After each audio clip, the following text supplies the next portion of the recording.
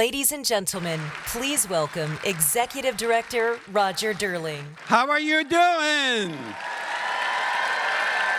Are you ready to have a great time?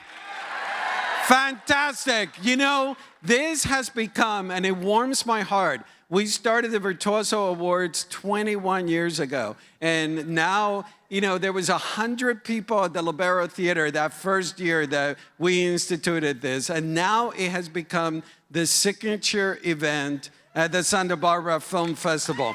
I guarantee that you're gonna have a blast. But first, it's my honor to thank the sponsors of the festival, in particular Manitou Fund, Nora Hurley, presenting sponsors of the film festival, and a special warm shout out to the board of directors of the film festival. And as I mentioned, this event has become the signature night of the film festival, and it's due in great part to our host, Dave Karger. He is the Turner Classic Movies host and Entertainment Weekly Awards correspondent. Please give an incredible warm applause for Dave Karger.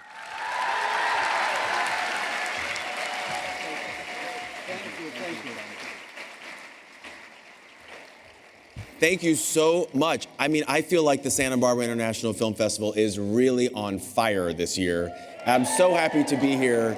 Thank you so much to Roger Durling and Nora Hurley and everyone at the festival for having me for my 13th year in a row hosting this Virtuosos event. It's something I look forward to all year long, and it's really fun for me and Roger because we start talking in September, when we start seeing these movies and we start putting this list together. And I will tell you, Roger and I made 8 asks for this event, and we got 8 yeses. And I think that really speaks to what a wonderful event this is and what a wonderful event the Santa Barbara International Film Festival is. So whenever I look at the list of virtuosos each year, I like to kind of suss out, is there anything in common between them? Is there anything interesting about them? And one thing that I noticed this year is that they're all basically between the age of 30 and 50. So what's really interesting is that all 8 of them, even the youngest one, has been doing this for at least a decade. We have 8 true veterans joining us tonight, and it shows that you can have your breakout moment at any point in your career, as you'll learn with these 8 people. So before I bring them all out, we're gonna go in reverse alphabetical order by last name.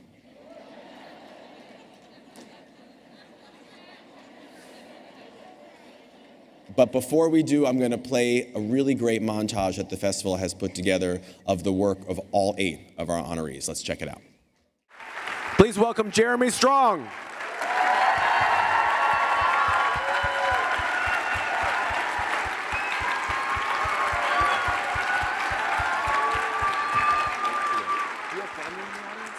Okay, great. I'm going to ask you about that. Welcome. Great to see you. Great to see you. Do you have a bit of an entourage here tonight in the audience? Who's here? Well, my mom is here, and my brother's here, and I've got an entourage here yet. Oh, that's great. Hello. I want to meet you all afterwards. It's great to see you. I had no idea, maybe people in the audience know this, that before you were acting professionally, you had all these interesting kind of behind-the-scenes jobs in the entertainment world. You were a production assistant on movies directed by Steven Spielberg and Woody Allen. Were you Daniel Day-Lewis's assistant on one of the movies that he did? I want to kind of face Yeah, sure. Yeah, you know, I just always had I think a really voracious appetite to learn and absorb as much as I could. So yeah. Was the Daniel Day-Lewis experience something particularly as fascinating as I would imagine it would be? Yeah. What did you learn by assisting him on that set? You know, it's hard to quantify. I think if anything, well, I'll say, watching that montage of everybody here, I remember I read something once a long time ago. D.H. Lawrence said that the work of every true artist is the salvation of every other. And I always find that to be true. So it's incredible to be here, being honored with all these remarkable actors who are back there in the green room doing really, truly virtuosic work. Well, Daniel is just somebody who exemplifies a kind of commitment and courageousness that I think we all as actors aspire to bring to the work that we do. Yes. When you look back, think back at everything that you've been able to achieve in these last 5 years between the trial of the Chicago 7, Armageddon Time, and of course Succession, are you objective about it? Do you sit back and think, does it surpass your dreams? Yeah, I mean, it amazes me. It amazes me to be, sitting here and getting to do the work that I'm getting to do, and it amazes me. So it's interesting. The character that you play, Irving, in Armageddon Time, as many people know, is basically a stand-in for James Gray, the writer-director's father. Yeah. What were you given access to? He was alive when you got the role. Did you meet him? Did you listen to his voice? What did you decide you wanted? Yeah, I mean, this character is based entirely on James's father, so the onus on me, the responsibility felt massive to do something that was true to the man and try and somehow capture his essence and at the same time have ownership over it creatively. So it was, challenging. He describes the character as a Jewish Stanley Kowalski with a PhD.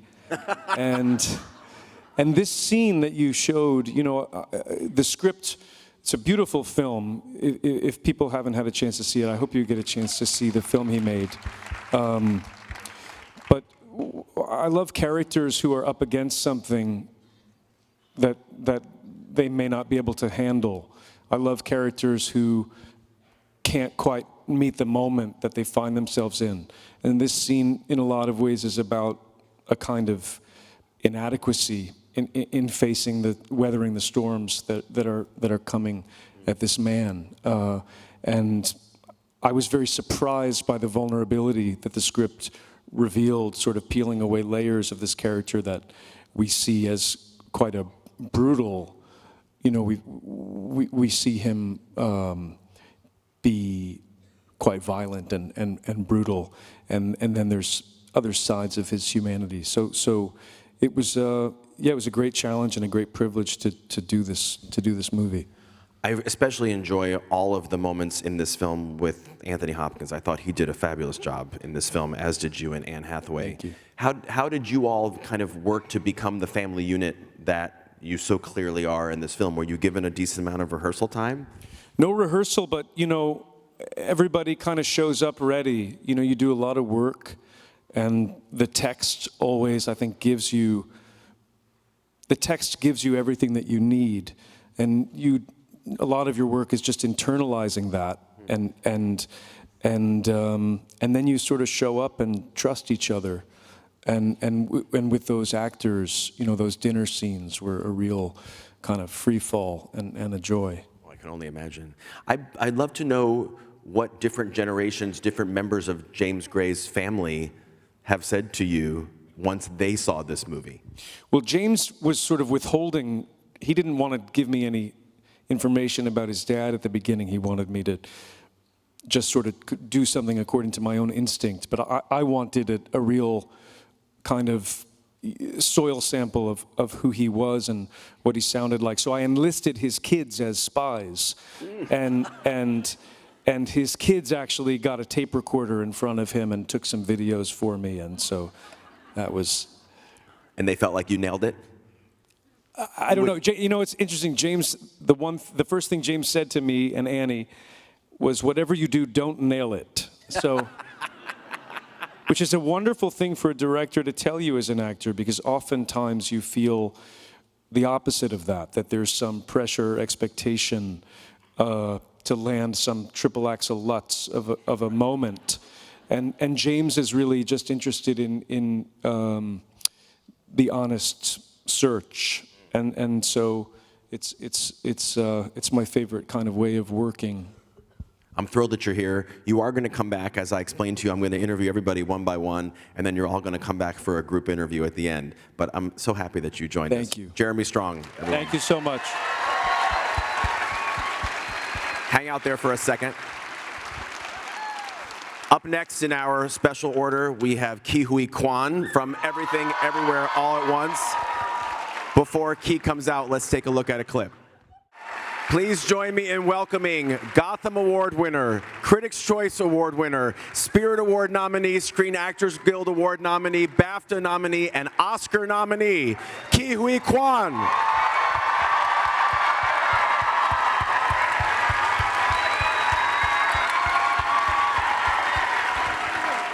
Great to see you. Good to see you. Welcome. Thank you. Oh, it's right there. Hello, hello, hi. Thank you all for coming. Yes. So you have something in common with Jeremy Strong, which is that you also have a full arsenal of behind-the-scenes jobs that you've done in the movie industry. As I'm sure people are aware, stunt coordination, Right. lots of different jobs that you did, you know, in the not-so-recent past. Yeah. I'd be curious to know, when you think back to all of the jobs that you did behind the scenes, what's one that sticks out as being a favorite? Well, you know, I actually appreciated everything that I did behind the camera because, you know, before, I only looked at this business from, you know, this narrow lens of an actor. But when I, you know, couldn't, you know, those opportunities dried up and I had to move behind the camera, I actually became a lot more appreciative of everything that goes into making a movie. My perspective got wider. And now when I walk on the set, I see the cameraman, I see the gaffer, I see the craft service guy, I see the production designer, I see the, you know, the plot master. I see everybody now versus, you know, before, I only see, you know, my fellow actors. So I'm really grateful for those times, and I appreciated everything that I did. You know, I held the boom, I pushed the dolly, I did everything I could just because, you know, how much I love this business. I love that. Yeah. One of the credits I saw was, I think it was assistant stunt coordinator on the X-Men. Would you have been such a kick-ass action star in Everything Everywhere All at Once if you had not been a stunt coordinator on the X-Men? Is there a through line? No, I mean, absolutely, you're right. If you look at Wayman, the 3 different versions of him, I could not have played him had I not had all the live experiences I had leading up to it. You know, and with Alpha Wayman, the fanny pack sequence, I learned all that, you know, doing, you know, stunt work. I'm not stunt work, but action choreography. And you know, this wonderful director named Corey Yuan took me under his wings, and you know, taught me everything that goes into making an action sequence, how to choreograph it, how to look good doing it in front of the camera. So all those experiences that I had, I brought all of them into this character. You know, as people may be aware, I think the experience for you of watching Crazy Rich Asians was very powerful because you had been doing these behind-the-scenes jobs. You saw this movie and thought, maybe there's a place for me again as an actor. Do you feel like you almost manifested this job into existence, or do you not think of it that way? Do you really feel like you had to kind of go out there and prove to the Daniels that you were the guy for this? How do you feel like in your head this all really happened? I wasn't thinking that much. I mean, honestly, I buried that acting bug so deep for so many years. And little did I know, you know, first of all, the landscape has changed drastically since I stepped away. And I'm so grateful for everyone that has contributed to, you know, to these changes. And little did I know, when I was watching movies, you know, in the last, you know, 20 years or so, I noticed that Asian representation was getting better. We were getting, thank you. Thank you. Instead of stereotypical roles or marginalized roles, we were getting media roles, meaningful roles, and then all of a sudden, we have a television show called Fresh Off the Boat with an entire Asian cast. And then, of course, we had like Crazy Rich Asians, The Farewell, all of that. And little did I know that acting bug that I buried for so long slowly crawled itself up back to the surface. And every time it wants to come back, I would push it away. And every time I push it away, it would come back louder and stronger until I couldn't ignore it anymore. And that was when I had that conversation with my wife about doing this all over again. Well, I definitely took note of one line from the movie, which was, every rejection, every disappointment has led you here to this moment. Yes. I love that line. I love that line. I mean, that must mean so much more to you now than even when it was being shot. Yeah, that's why when I read the script, it resonated with me so much. In fact, when I found out that I was being offered to play this role, I was so happy. But also, I knew immediately what I needed to do, because I grew up in a culture where I was taught to internalize a lot of my feelings and hide a lot of the struggles. So, I never shared it with anybody. My family knew, but we never discussed it. And one of the things that I knew that I had to do was to be honest with myself, to open up, and pour my entire life into this character. And one of the great things is about this character is he is not afraid to be vulnerable. He's not afraid to be perceived as weak. And that's what's so great about him. When I was much younger, one of the most feared questions that I get asked is, what do you have coming up? What do you have next? And I would never have an answer for that. My agent and my manager would coach me to say that, just say you have something lined up, but you're not at liberty to say it. Ooh, good one. And that was my answer, but then every time I say it, I would feel ashamed, I would feel embarrassed, because that was not true. And one of the greatest gifts that I got playing this character is learning to be more and more like Wayman, to be not afraid. It's okay to show weakness. It's okay to share your struggle. And if you would ask me now, I'm happy to tell you, I don't have anything lined up. I'm serious. I don't have a job because everything that has happened since our movie came out has been such a gift. And we're in the thick of this award season, and I just want to be in the moment. I just want to enjoy every single day, because honestly, I didn't think I would ever be here, and here I am. So. Wow, yeah. Guess what? You do have something lined up. It's called the Academy Award, so well done. Everybody, Ki-Hee Kwan. Hang on right there for a sec. I'm so glad you're here. All right, next up is Jeremy Pope. And let's take a look at a scene from his powerful work in The Inspection.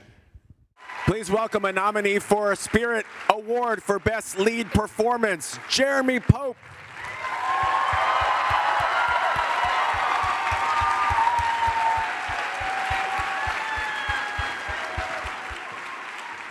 So glad you're here. Have a seat. Welcome, Jeremy. What's up, y'all? What's it like for you to watch that? It brings up a lot of feelings and emotions. We shot that movie in 19 days, y'all. Oh. So I think about how hard it was to shoot such a beautiful, ambitious film, 19 days in the middle of Jackson, Mississippi. It was like 117-degree weather. It was hot. Sometimes, there was no acting required. You just stood out in the sun, and it did it for you. You didn't have to do anything. But I'm very grateful for the film that we made and to be able to share it with the world in this way. Yes. I'm also just grateful. I want the people to know, I'm grateful that you're here, because you just finished a Broadway run like 4 days ago. in the collaboration, playing Jean-Michel Basquiat. I mean, do you have any energy? How are you even on your feet right now? I'm here with y'all. Y'all are giving me the love. Thank y'all so much. It's a journey, and it's like I say champagne problems, you know, to be working, to be booked, you know. Right. But word, you feel me? But I'm very grateful to be here with y'all today, yeah. This question sounds simplistic, but where does the inspection fall when you think of like the most meaningful things that you've gotten to do in your career so far? It's the inspection changed me in a very real way. I think about this movie, had I seen a movie that represented this blackness and this queerness growing up as I was trying to figure out who I was and how I identified. And it's so honest and it's so vulnerable. And it took a lot out of me. I think this movie is based off of my director, Elegance Bratton, and his experiences. So I think I went into the experience just trying to be a vessel for him and go, tell me all the things and I'll portray it.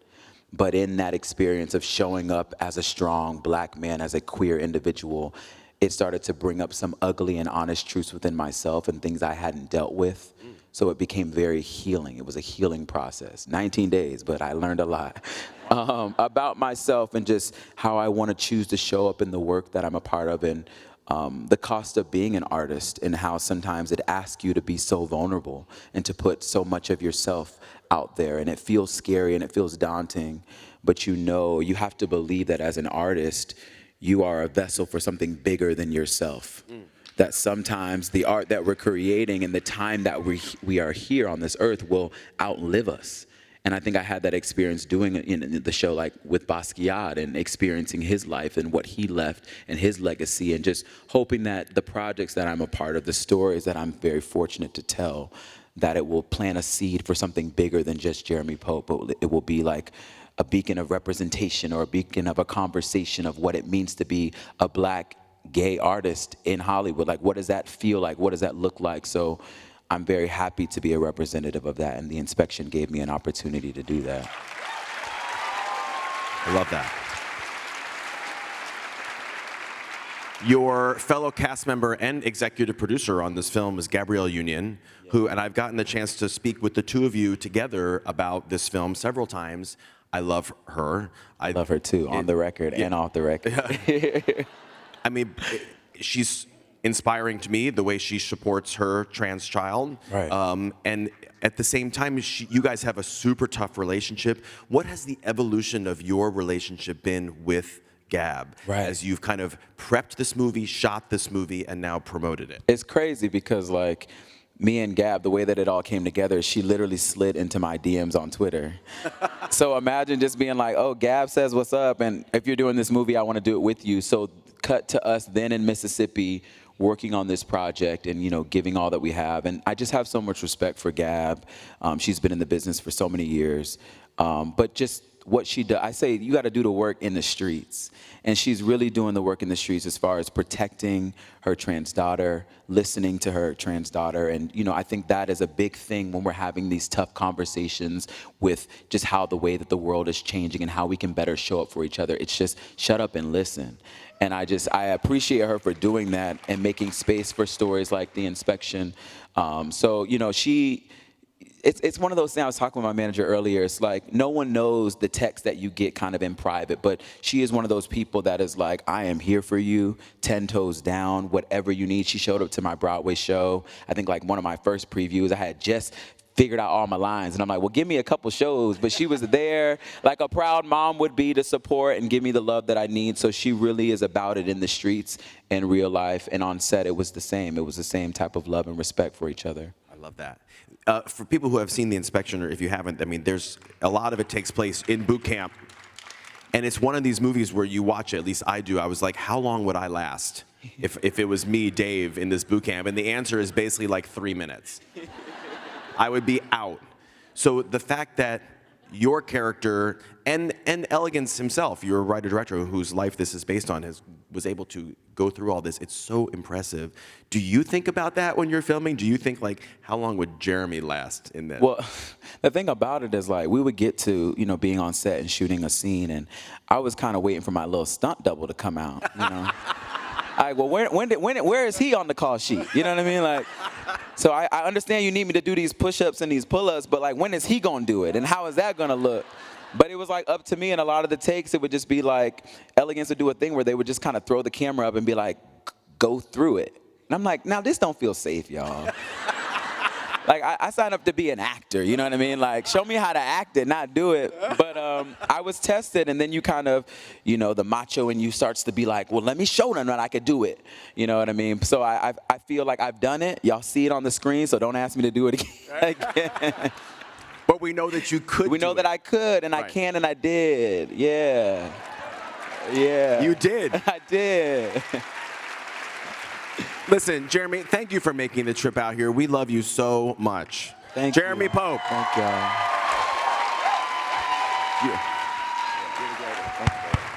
Right here for a second. All right, up next. Now, you're just staying with me for 2 seconds because I'm going to say up next, also from Everything, Everywhere, All at Once, Stephanie Hsu. Let's check out a clip. Please welcome Spirit Award, SAG Award, and Academy Award nominee Stephanie Hsu.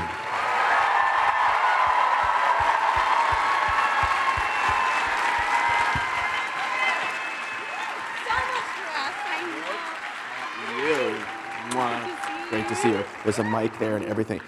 I haven't seen Stephanie tonight. Yes. Wow. It's been 2 whole days since I've seen you. I know, right?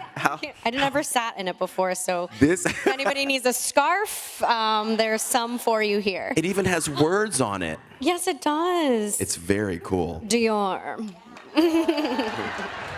I'm sure they love that I'm sitting in it like this.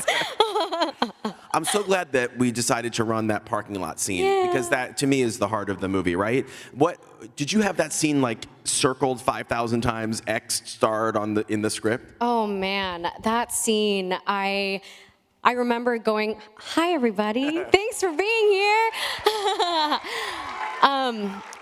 When I first got the script, I had met the Daniels before filming Everything Everywhere. We worked on an episode of Nora from Queens together, so we really understood each other's senses of humor and our big-heartedness. And when I was reading through the script, it was amazing. I was like, hot dog fingers, yes, okay.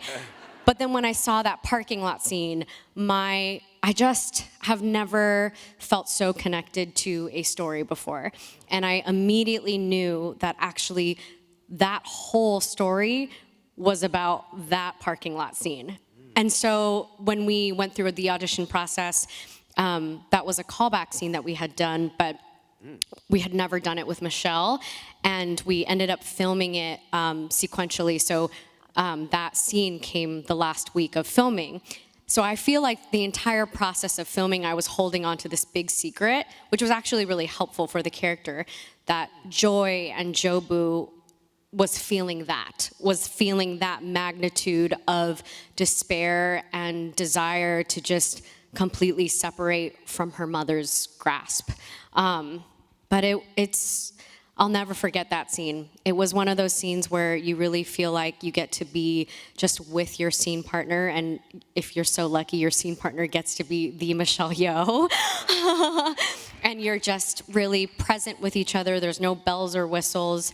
You're just kind of seeing into each other's souls in a very beautiful way. Did you have like a Joy headspace and a Jobu headspace, or are the characters so intertwined that you didn't think of it that way? No, I definitely did. I mean, I feel like Joy and Jobu are two extremes of the same core, I like to say. Joy gets to be completely swallowed and hidden, and Jobu, or if the core is nihilism, right? The idea that nothing matters, then Joy sort of takes that thread and says, okay, well then why wake up in the morning? Why do anything? Jobu says, if nothing matters, then I can explode your head into confetti and then eat it like a cupcake. So that was kind of the sort of the two sides of that. But throughout filming, there's also a really beautiful moment where Jobu starts to fray, and you really start to see that inside this wild villain is actually still the daughter. And the Daniels and I, we made this shorthand third character called Joy-Boo. And so sometimes we would shoot scenes that are written like Joy scenes or written like Jobu scenes, and then we would do another take and do a Joy-Boo take. And that was kind of that unspoken little textured thing of when is spirit going to become joy, when is spirit going to become Jobu. I mean, there's times when I'm watching this movie, I would imagine you guys all felt the same way, where like there's these super crazy montages where you're wearing an outfit for like 3 frames of film and then you're wearing something else and something else and something else. I'm like, how did she even have time to change clothes enough times and get a shooting day done? I mean, how did you literally get this film shot with all of the different things that we only see for a split second of time? Well, our cast and crew was amazing. And I do really think it is a testament to the Daniels because, they are beautifully imaginative creatures, but they're truly incredible filmmakers. And that is why I fell in love with them the moment I met them, because they really understand how the camera works. And I feel like they cultivate such an incredible environment of community that everyone wants to bring their best and make it work, even if it seems impossible, because they just care about each other and they care about the story. So our costume, makeup, we all had different hacks.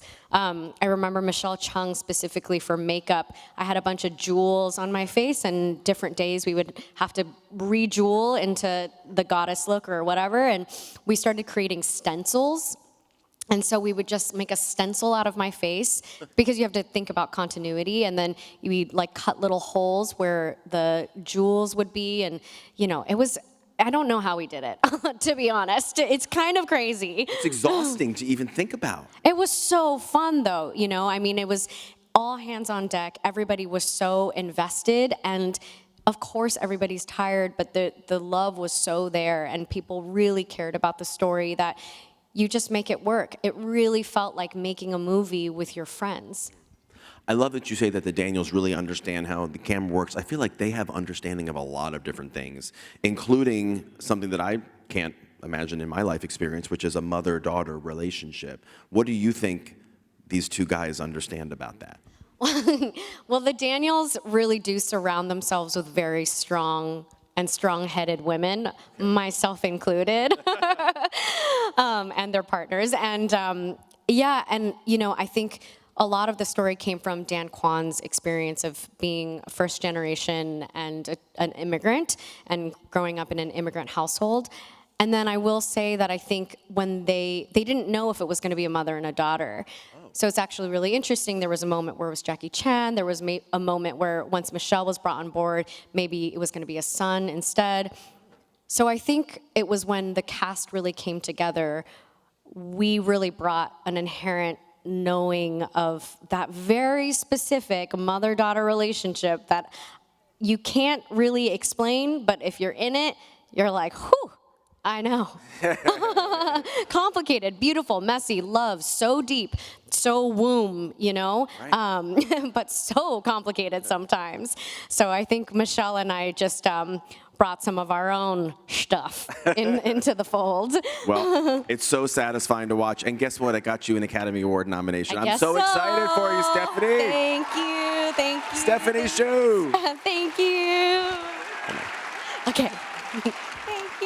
Yes. All right, up next, another fabulous woman, Nina Haas from Tar. Yeah. Let's take a look at Nina in Tar. Here is Spirit Award nominee Nina Haas.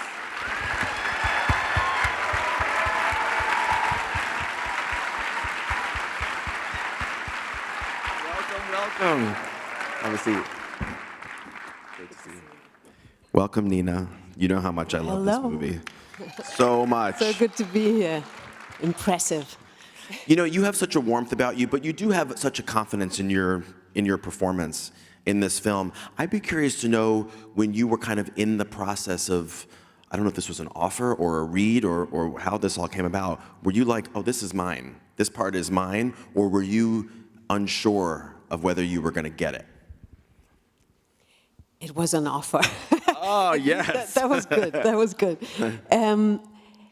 No, I was really curious about Sharon, and I was, of course, very curious to work with Todd and with Kate as a partner, obviously, because I find her an incredibly exciting actress. And but Sharon was a little bit of a mystery to me in the beginning, because at first you think, yeah, it's a woman who's in her own right a very accomplished musician. She's in a very powerful position in the orchestra, but also she's a woman who loses the partner of her life, apparently. And then when I started working very practically on how to do the violin pieces in the film, I learned about, and we're performing the symphony from Gustav Mahler, the Fifth, and I learned about his wife, for whom he wrote the symphony to. Actually, an incredible piece. I can only recommend listening to it. It's just really, especially as an actor also, it just takes you through all the emotions you can possibly have in life. So working on that, feeling that that's what these two women are working on, and that's how they met. And then learning about, he wrote it for his wife, Alma Mahler, and I read about Alma Mahler, and I thought, oh my God, that's Sharon. There was something in there where I thought, who is someone who wants to be with a genius? So, and then when you've seen the film, she's a very powerful character, Lydia, and who is Sharon to stand up to this? So for me, it was very interesting that the last scene that we just saw, how to get her to this moment that she, in a way, is the only one who says the truth to Tara's face. Yeah. You and I did an interview a couple months ago, and I'm going to ask you to tell this audience a story that you told me because I love it so much, and make sure I want to get this right. You were filming something else in Budapest. Cate Blanchett was filming something else in Budapest. You guys hadn't started working together on Tar yet, but what happened, like at breakfast or lunch? No, well, the thing is, you know, I'm from Germany. I'm a German actress. Not a lot of people know me, let's face it.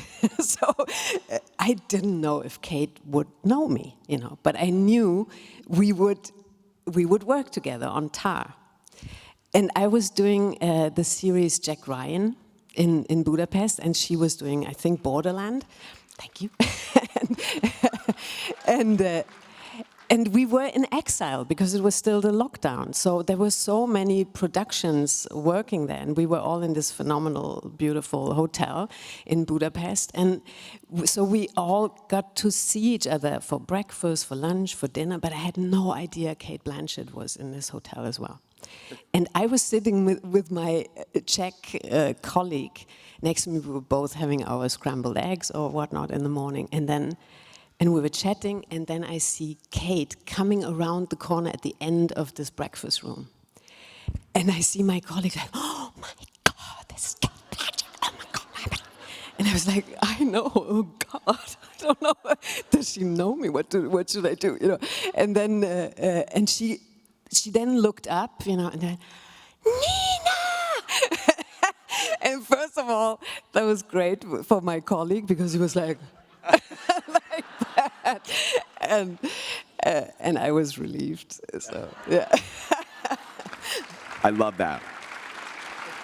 And it only went on from there. I mean, the relationship is obviously so strong. You guys have become birds of a feather, and I mean, it's been fun to watch. You have a musical training background, do you not? Explain to us what it is and how that might have helped you with this film, even though it's not what Sharon does. No, I do play the piano. I've done that since I was, I don't know, 6 or so. And I, for a while, I considered doing opera. And I started learning opera singing. And then when it came to do I want to choose the acting school or the opera, I then thought, you know, there's all this, do you call it recitative? It's like what is in between the arias. I actually don't know the English word, I'm sorry. Oh, the recitative. Recitative, yeah. And I thought, why don't they just say it? You know? So I thought maybe I can combine singing and acting, but I do acting, yeah. Okay, have you all heard the theory that the last act of Tar is just like a dream? It's like a figment. I mean, look who I am sitting here with. What's your feeling on this?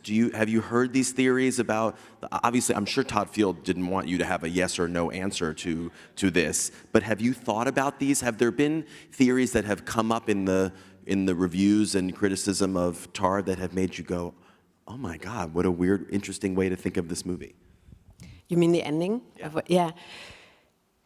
You know, I've seen it now 3 times, and every time I take something else away from it. Even though I've read the script, I've worked on it, and that's the kind of genius Todd Field is, I would say, you know, because he doesn't preach, he doesn't tell you what to think, and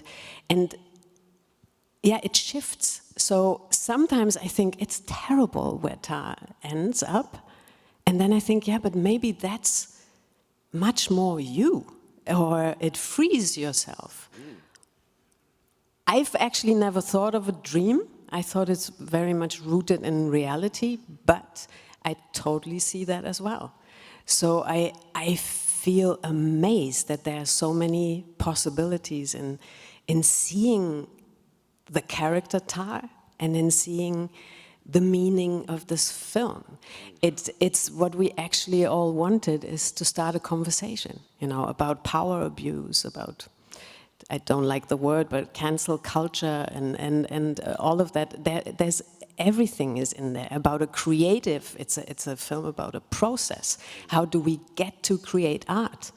You know, and how to lead an institution and keeping your freedom as an artist at the same time. You know, can we actually change all these institutions? You know, all these. There's so much in it. So I don't know what the ending means. I'll accept it. I'll accept it. I'm so glad that you're here, Nina Haas. Everyone, thank you so much. Hang out there. Okay, up next, I get to bring out the fabulous Danielle Deadwyler from Till. Let's take a look at a scene of her in the movie. Please welcome Gotham Award winner, BAFTA and SAG nominee, Danielle Deadwyler.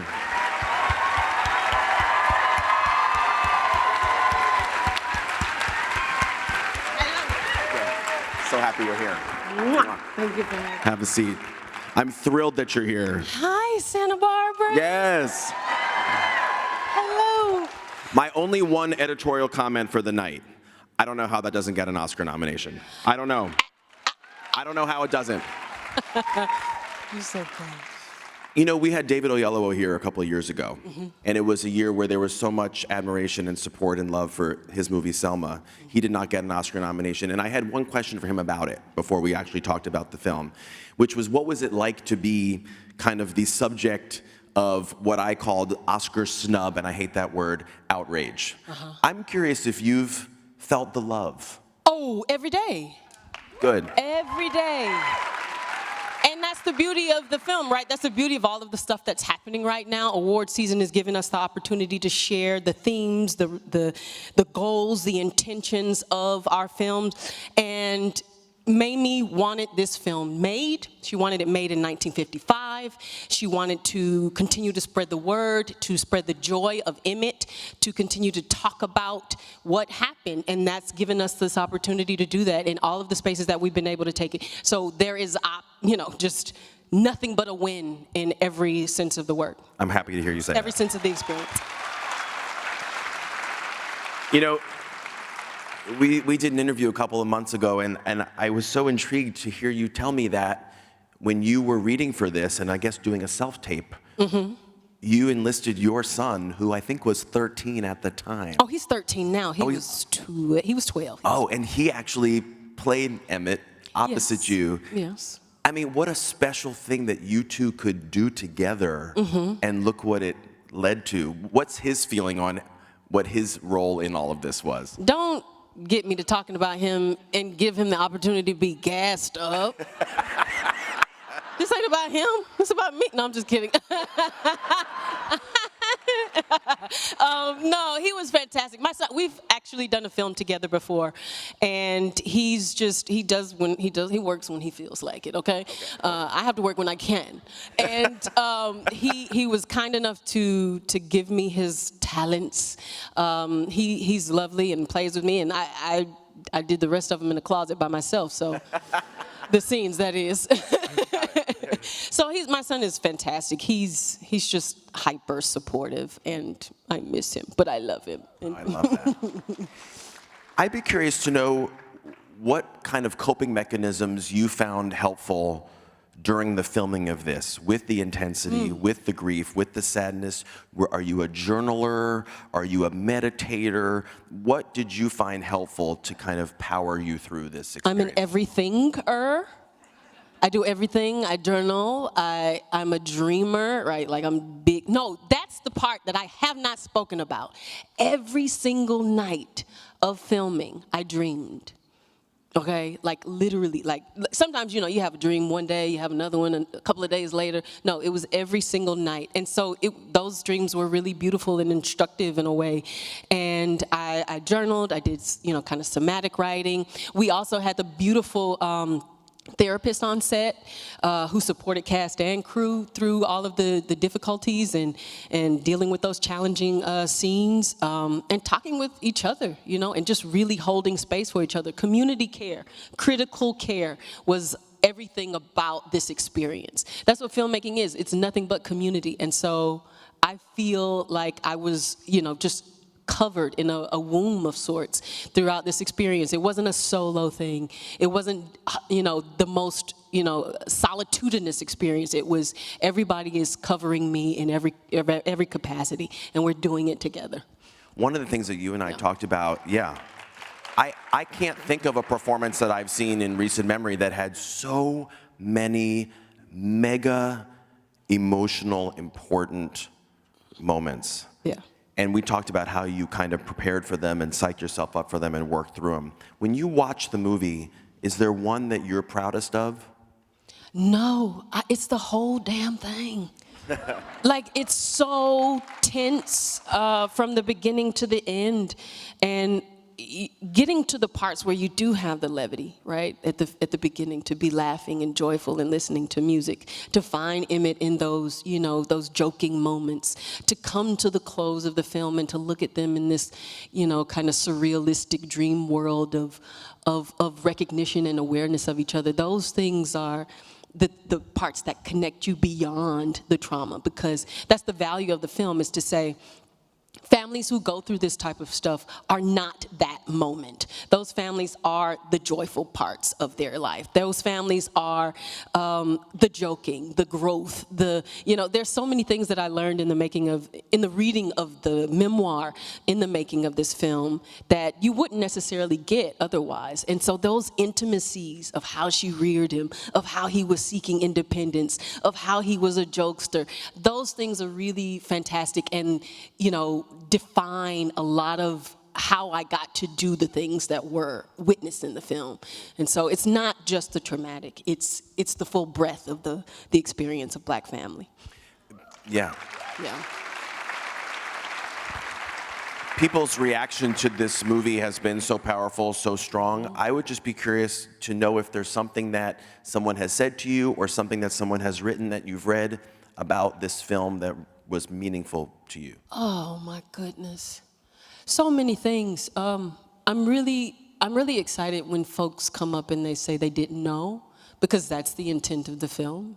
The intent of the film is to educate. The intent of the film is to bring people into the fold, and that's what resonates most, right? You want awareness to happen, and she wanted awareness to happen. So that brings me joy. You made it happen. Please see Till if you have not. Thank you. Danielle Deadweiler, everyone. Thank you. Thank you so much. Amazing. Stay right there. I'm staying. I'm not moving. Okay, good. Coming up next, I get to bring out Carrie Condon from the Banshees of Inisherin. Let's take a look at a scene from the movie. Please help me welcome Screen Actors Guild Award, BAFTA, and Academy Award nominee, Carrie Condon. Hi.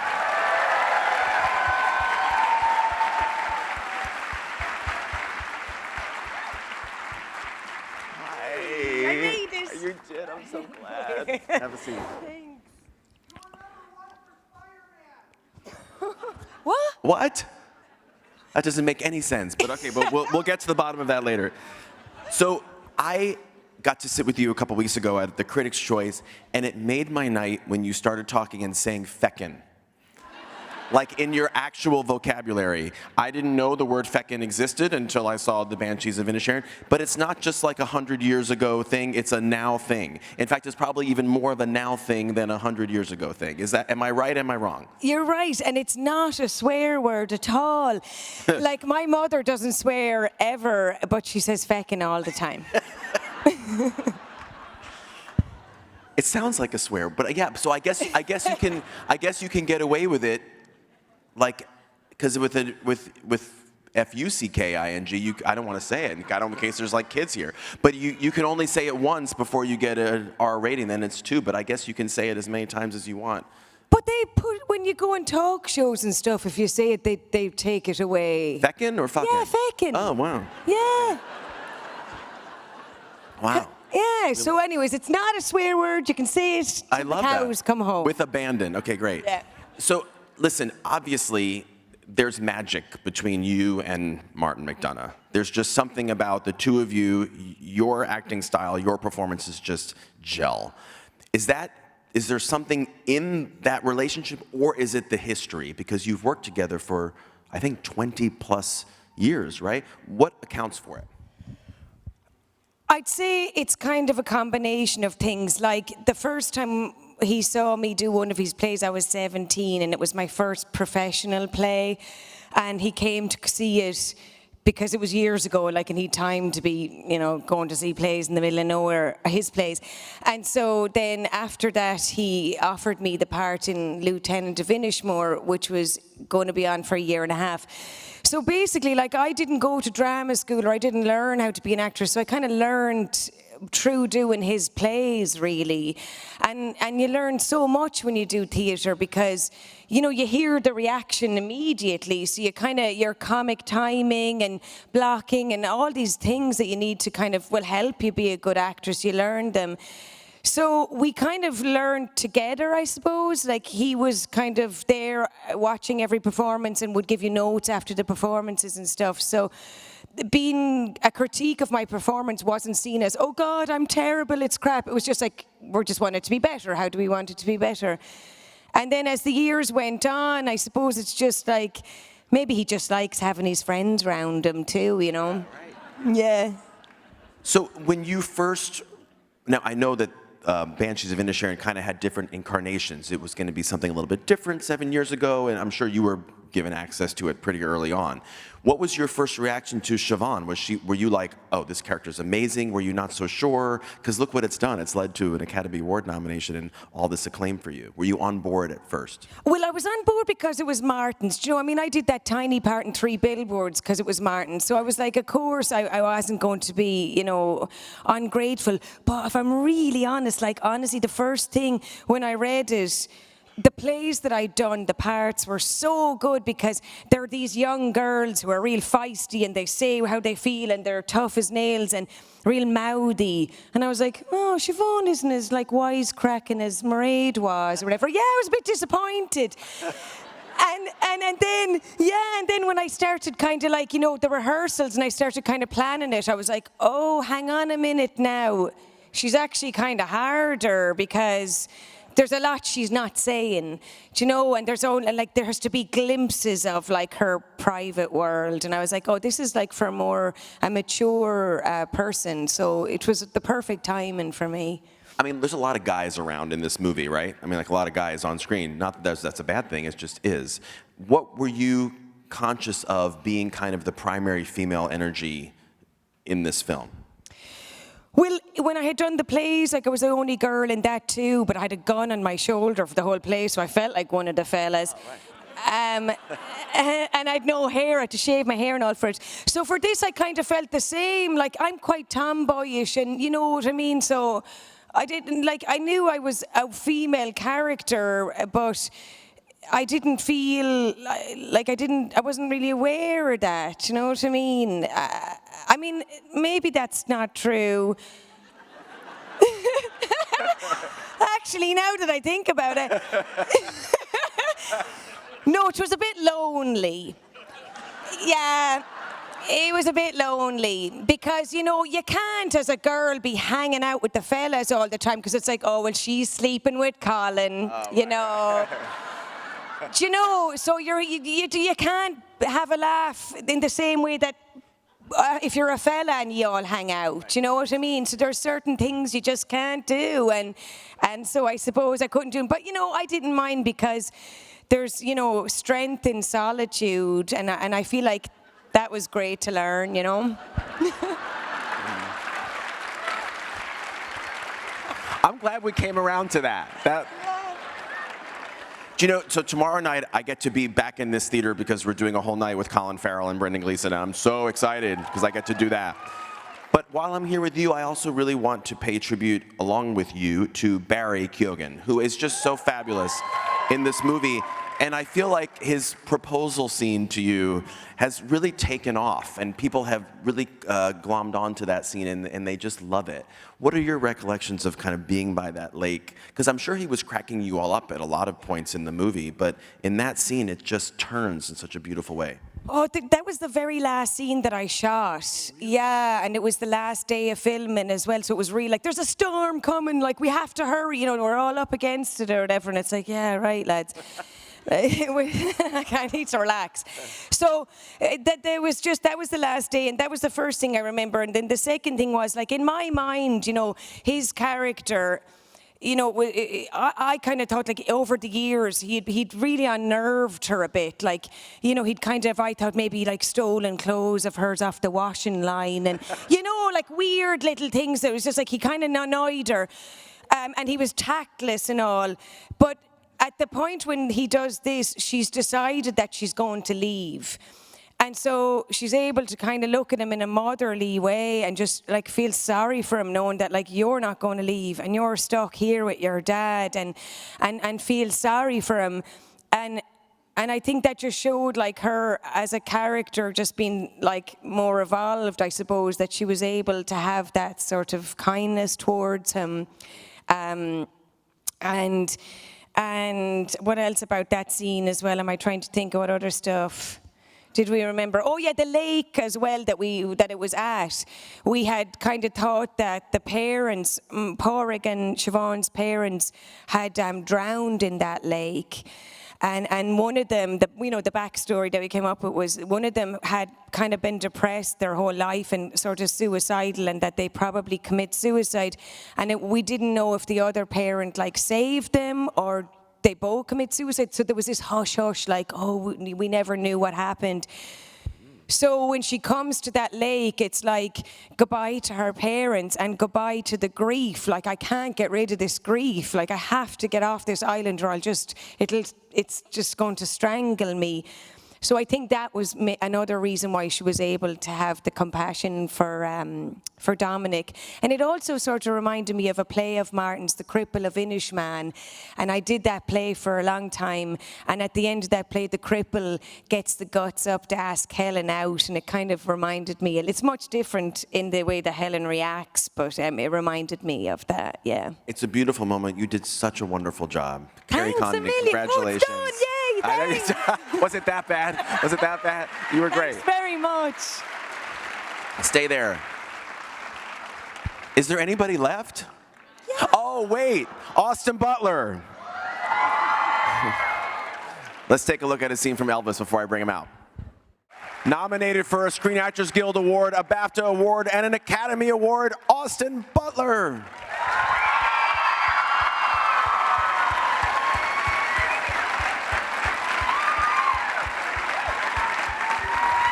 Great to see you. Thanks for coming. Great to see you. Have a seat. Welcome. Thank you. Thank you all for being here. Thank you. Also, can we hear it for Dave? You are so great at That's this. nice of you. Thank you very much. Such a comfortable Thank space. you. I appreciate that. This has been so inspiring. It's so much fun for me to do this. You guys are great. I love hearing your stories, so thank you. You know, you are a very mild-mannered guy. I think shy could qualify.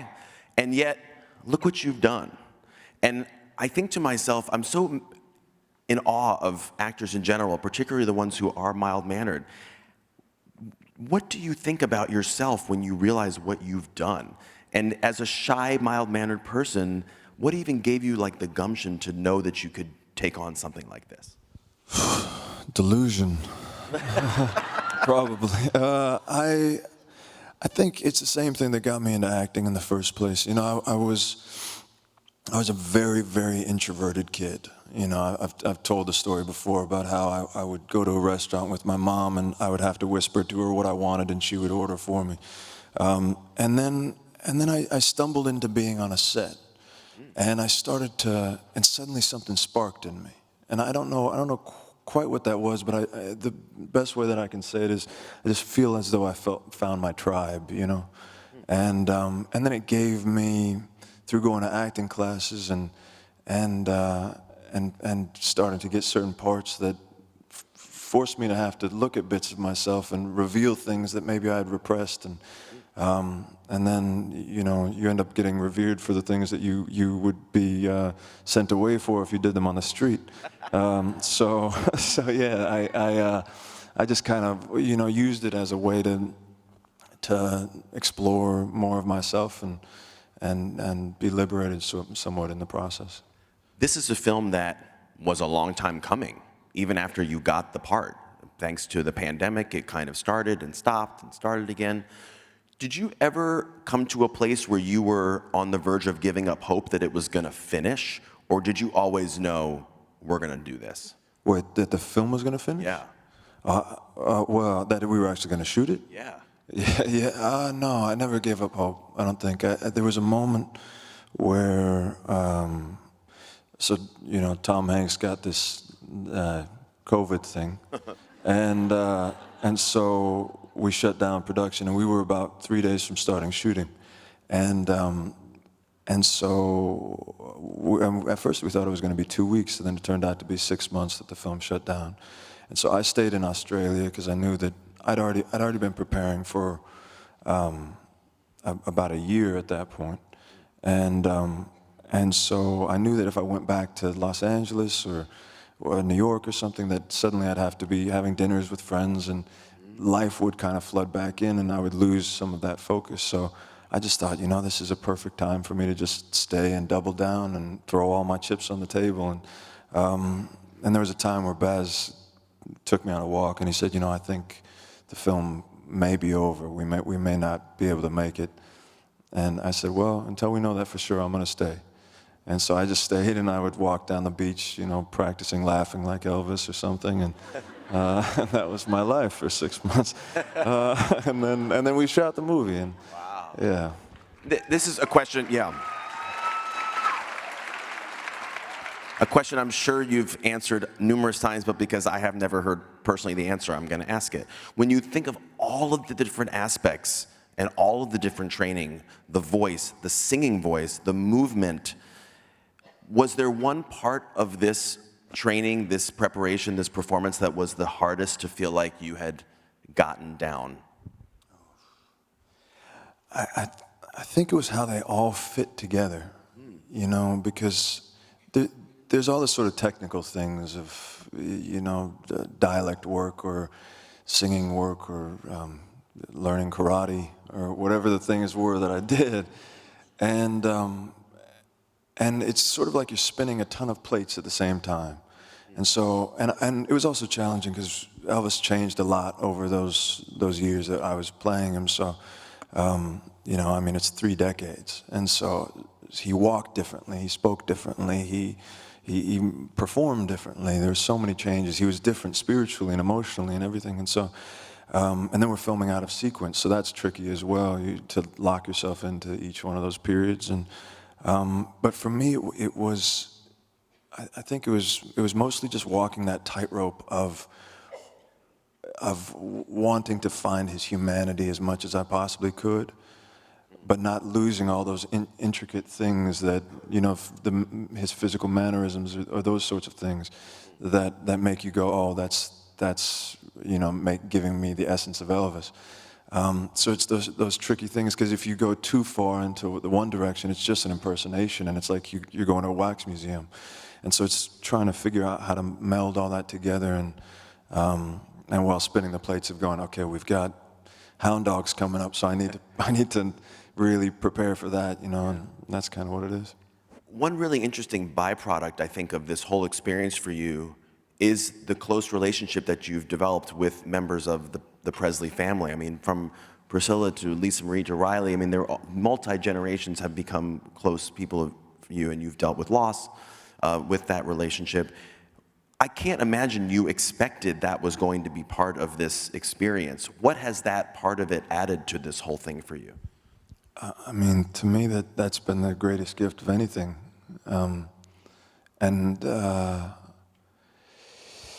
Yeah, you know, they weren't involved in the process of the making of the film. They didn't read the scripts as they went on, and you know, Baz met with them initially and quite a few times, but I didn't even meet Lisa Marie until the film came out, and so I was incredibly nervous when they were going to watch the film, because I really thought they may hate it. They may, you know, not want anything to do with this, and that would just crush me, you know, because the whole thing for me, I just wanted to do justice to this man, Elvis, you know, and I wanted to do justice to his family and all the fans around the world who love him, and yeah. But then there's that nerve-wracking moment where you know that they're sitting down in the theater and they're going to watch it for the first time, and they were watching it before I had seen it. I waited, and so I let them watch it first, and then they watched it, and then I got this email. Well, Baz got this email, and he read it to me from Priscilla, and then I eventually went down to Graceland, and I met Lisa Marie for the first time, and that's the greatest review I'll ever get in my life, I'm sure, because it was so personal to them, and the way that it resonated with them, and the way that they've welcomed me into their family. I just could not be more grateful. That's so great. Congratulations, Austin. Thank you so much for being here. Austin Butler. Hey, stay right there. All right, now here's the part that I always look forward to. Please help me welcome back to the stage the other 7 virtuosos: Carrie Condon, Danielle Deadweiler, Stephanie Hsu, Nina Haas, Jeremy Pope, Ki Hui Kwan, Jeremy Strong. So come sit with me. Yeah. Austin, I think you're there. Great. Apparently. And I'm going to go over here. I have to make sure I sit properly. Hi. Yeah, we'll go anywhere. Oh, wait, who needs a mic? They're made by UGG. I've got a mic. Have you a mic? Does everybody have a microphone? Yes, they do. How about this group, everybody?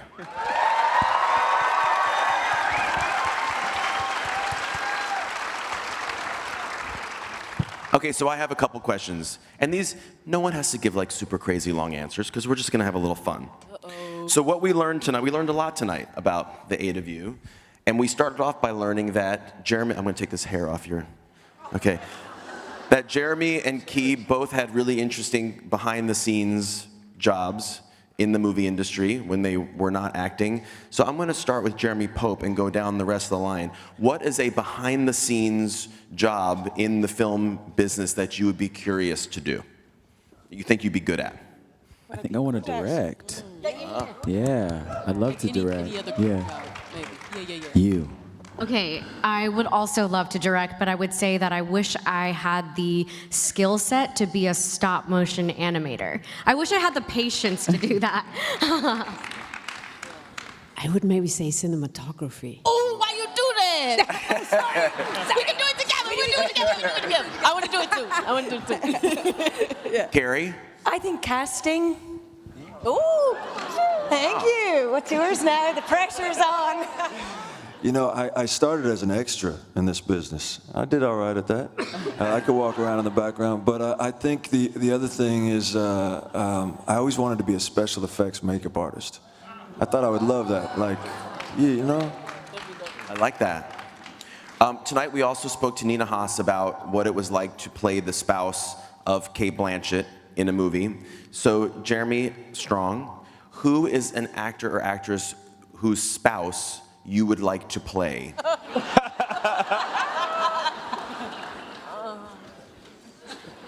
Come back to me. Come back to me. Key, What was the question again? if you could play anyone's spouse, which actor and actress's spouse would you want to be? In a movie. You want to come back to me? Sure. Jeremy Pope. Damn, y'all. Low key, this one right here. Oh. But like, can you stand up?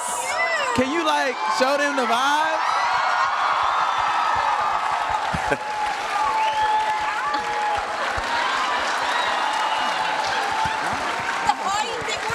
Let's make this happen. There's some industry people here in this audience. Come on. Stephanie? I want to be in the throuple, of course!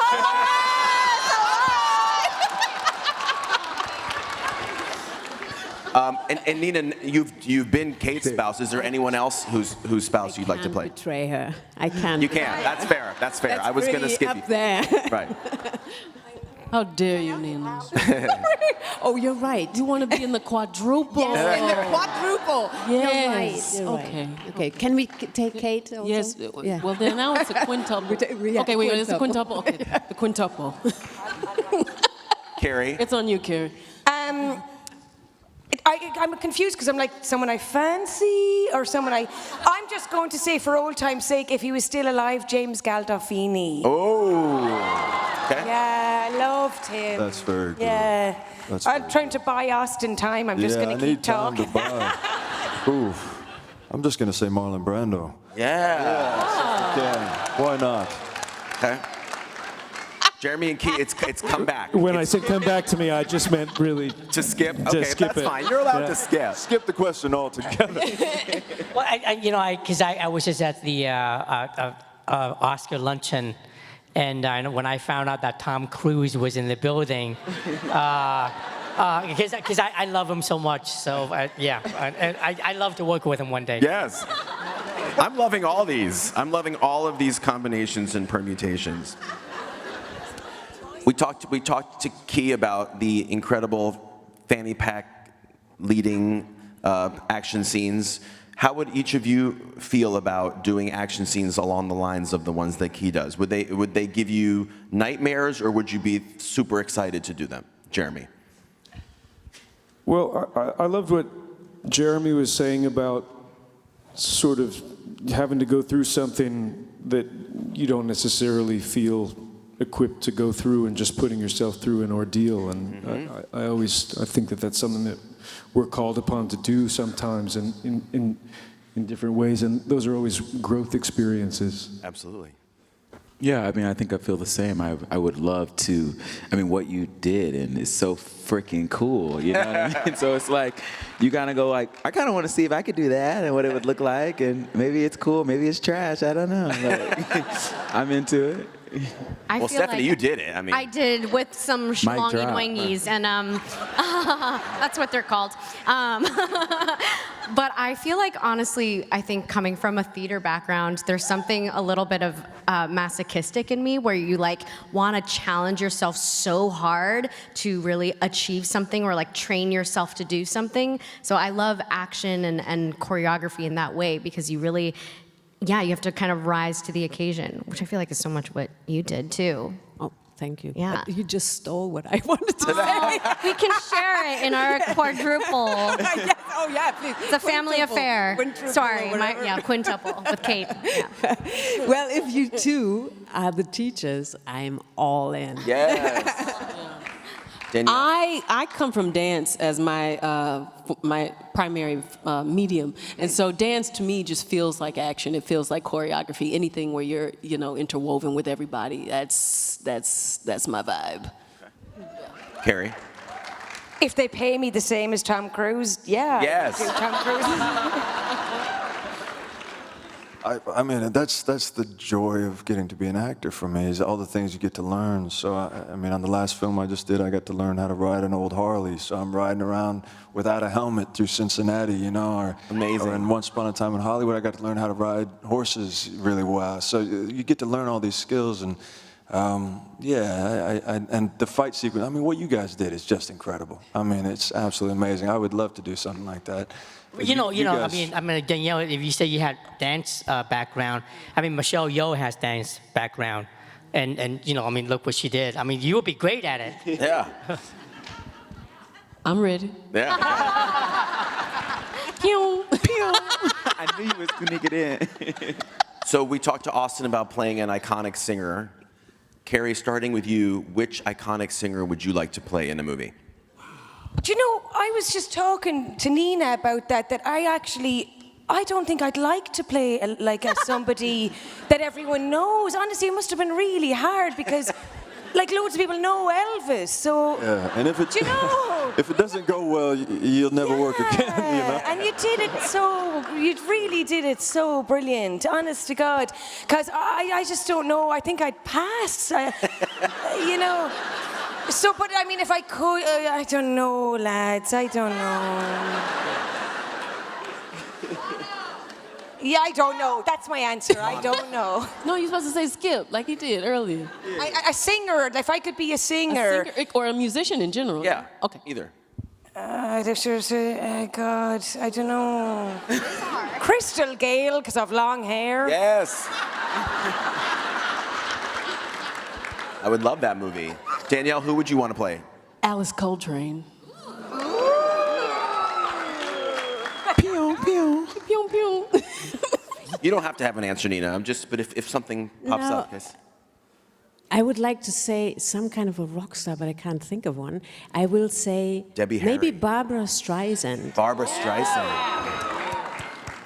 because she's got everything and she has the humor also. So, yeah, maybe. Stephanie. I'm going to be sassy and go the opposite direction, which is to say, I want to do, because I know it'll never happen, a silent biopic where I play Charlie Chaplin. Yeah. Jeremy P. You know what? I'm actually gonna skip this one. You know why? Yeah. Because I feel like my tongue sometimes has a powerful manifestation on it. So I don't even want to say nothing. I just want to like see what the universe has for me in that way. I'll allow but something fun, something cool. I'm with it. It's gonna happen in a Any couple of ideas, years. throw them at me. Right. Key, anyone you want to play? You give me a fanny pack, and I'm really comfortable in that. But I mean, look at the sound of my voice. You don't want to hear me sing or dance. Those are the two things that I cannot do. All right, fine. But I can do anything else. Jeremy, who are you gonna play? I might play Leonard Cohen. Yes. I can see that. I love Leonard Cohen. That's Maybe. Great. That's great. I love Leonard Cohen. Now listen, guys, so that what the 8 of you don't know, I'm really gonna push my luck here, and this might be a total strikeout. But anyone who's been to this event before, what do you remember as like being the highlights of this event? Is when people sing, right?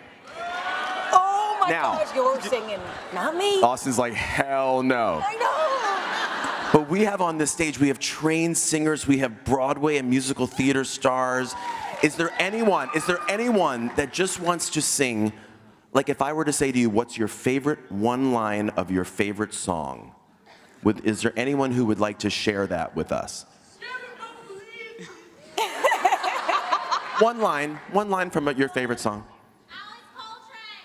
She played, the harp. Okay, I'll go first. Yeah.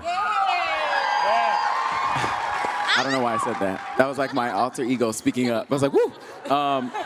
A song that I used to sing back in the day when I was auditioning for musical theater, which would always surprise the people that I was in the room for, was a song that I'm going to sing, and maybe some of you will know this.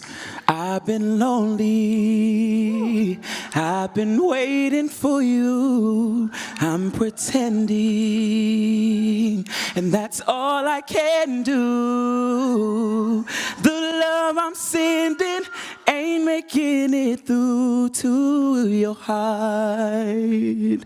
But there's something that you forgot. What about love?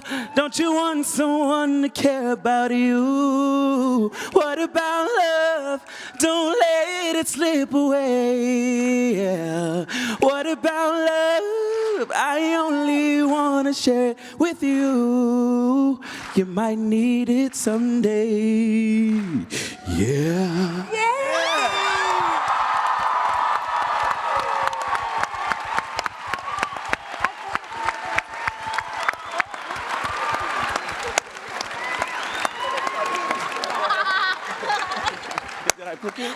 Like I said, best moment.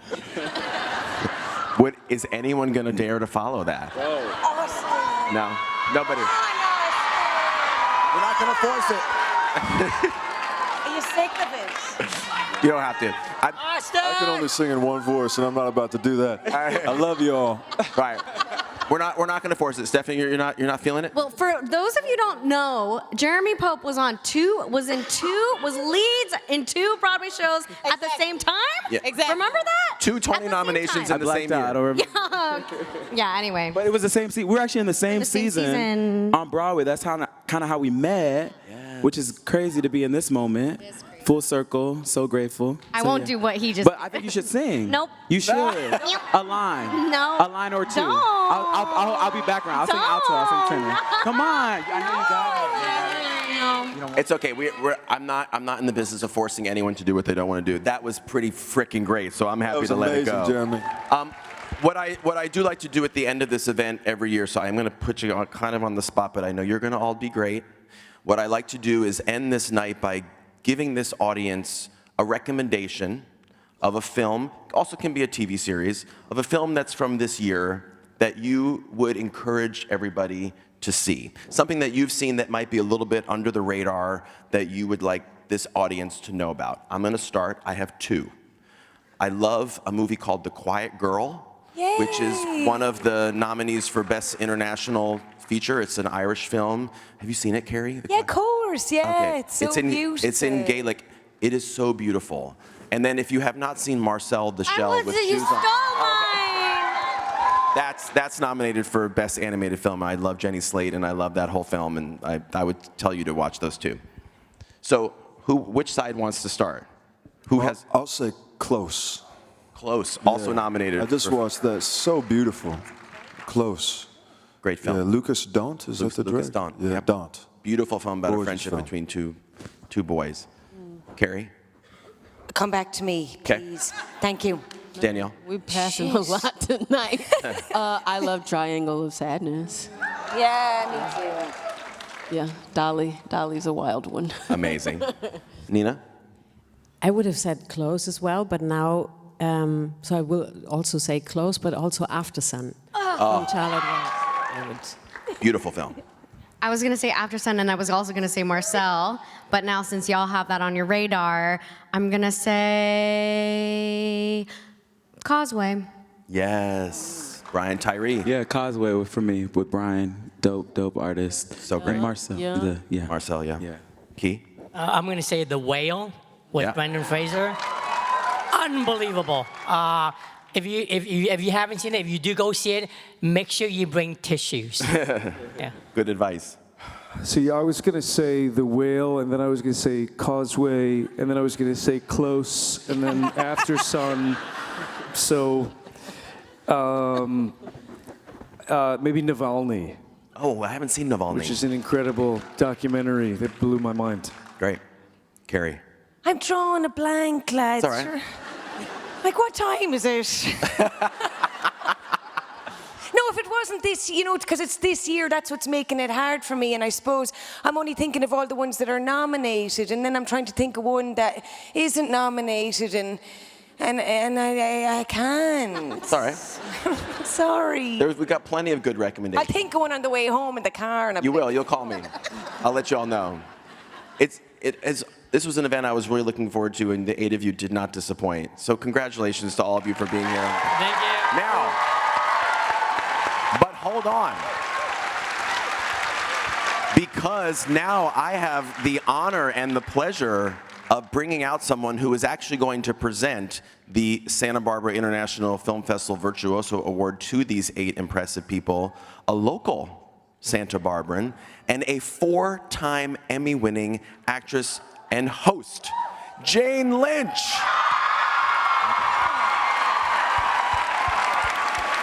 Thank you. Thank you very much.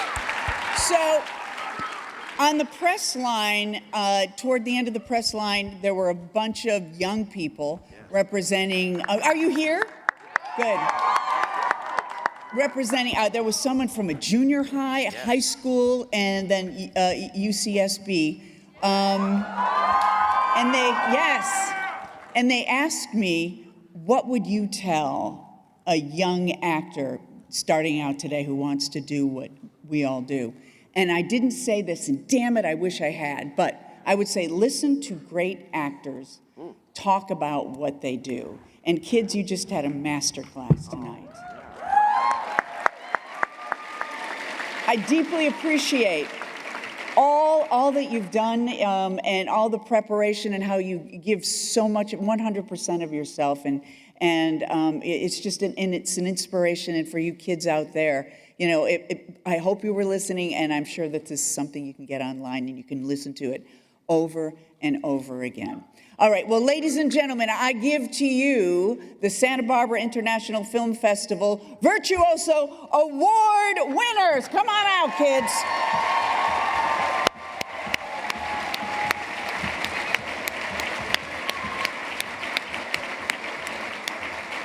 There you go.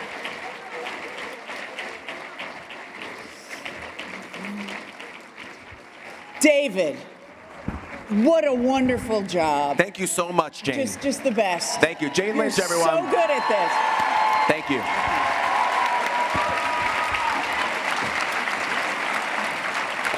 Mwah. And congratulations again to all of our honorees. Jeremy Strong, Ki Hui Kwan, Jeremy Pope, Stephanie Hsu, Nina Haas, Danielle Deadweiler, Carrie Condon, and Austin Butler.